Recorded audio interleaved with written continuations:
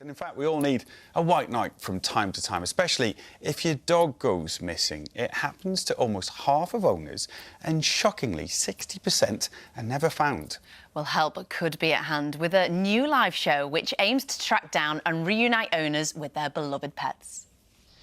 I'm in the East Midlands today and I'm spending the day with Lisa Dean, who's basically trying to track down a missing dog. Lisa, what is the plan of action today? What's happening? So this is Zephyr. He's a little whippet that was stolen from Cornwall, and we've had a tip-off that he's been moved up to the Midlands. Wow. Right, so one of the big things is getting as many of these posters up as possible. Absolutely. Let's do it. He's been missing for a few months.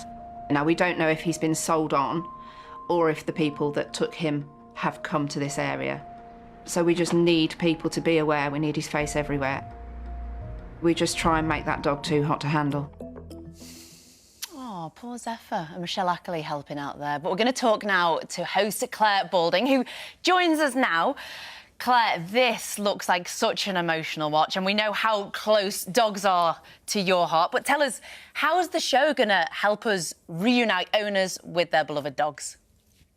Well, I think it's interesting, actually, what Lisa was saying there in that VT. You know, make the dog too hot to handle. I think communication is all about communication. And there's an amazing organisation called Dog Lost, and we're going to be working with them. They have a network of volunteers all over the country. So think of it as a bit like Crime Watch, because we're trying to do two things. We're trying to find the criminals, and that's why the programme has to be live. So we're live on air at 8 o'clock tonight. But also, by highlighting the dogs that have gone missing, we're trying to make people aware that dogs that they've seen, or even dogs that might just have come in, we're filming it at the Dogs Trust, and if a dog has just come in, and I know there is one we're going to be featuring tonight, we put that on the air. Now, that could be your dog.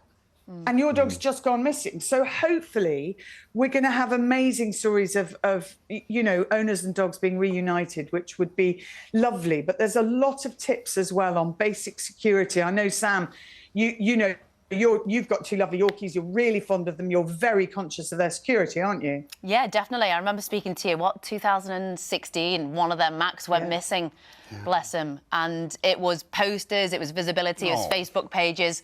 And my mum happened to be seeing a telecoms engineer. And about 4 hours later, we got a phone call, and luck has it, he was up a building and looked down into a bush and saw Max. And that is luck, but word of mouth.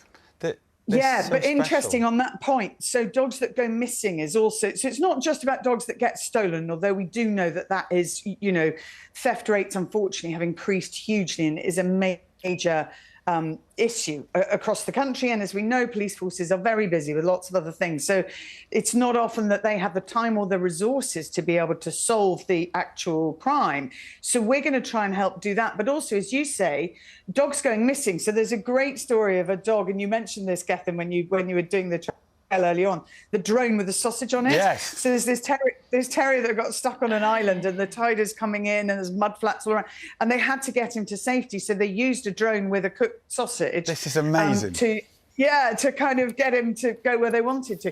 And also you can do drones with thermal imaging. Drones have really changed things, because dogs aren't frightened of drones. I mean, it's not, you know, it's just a buzzing thing. It's, as long as it doesn't come too close, it's fine. So the drones can get to places and search for dogs that we wouldn't necessarily physically be able to, you know, access. So helpful. At the bottom of my drone would be a packet of salt and vinegar crisps if I ever went missing, by the way. Claire, have you got any tips for us that if dogs do go missing, is there anything that we can do to keep our animals safe, to stop them from being either stolen or going out? I think the first thing you need to do is get it out there. So Lisa, the detective we're going to feature, but also the Dog Lost, getting the news out there, getting pictures out there as soon as possible, because quite often a dog won't have gone far. If it's only gone missing rather than being taken, it won't have gone far. But equally, if it has been taken, making people aware that if they are offered for sale, let's say we're featuring two Norfolk Terriers tonight on the show who have been, we think, abducted from quite a remote place in Cornwall. Now, two Norfolk Terriers being offered for sale because they're very bonded, they'd be together, they'd be of a certain age. You know, you need to be really aware when you're buying a dog, where it's coming from, what its back history is, what its veterinary history is, and actually keeping your microchipping details up to date is really important, because if a dog is taken into the vet as a stray, it will have its microchip scanned.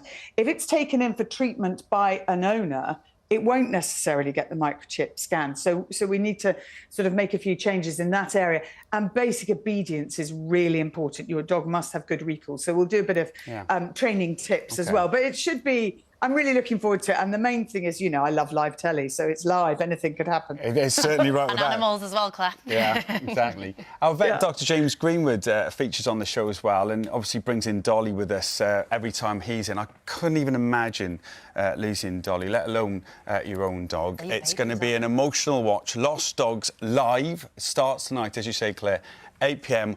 on Channel 5. And can I just say, before we say goodbye, you were brilliant on Wimbledon. Millions of others thought so too. It was absolutely fantastic. So well done on two fantastic weeks. Well, SW19. I was very lucky. We got some great matches, and I do think in Carlos Alcaraz we have a new mega star. Superpower. So it was very exciting. For sure. Thanks, Claire. Good luck tonight. We'll let you go and prep. Thank you. Thank you. Lovely.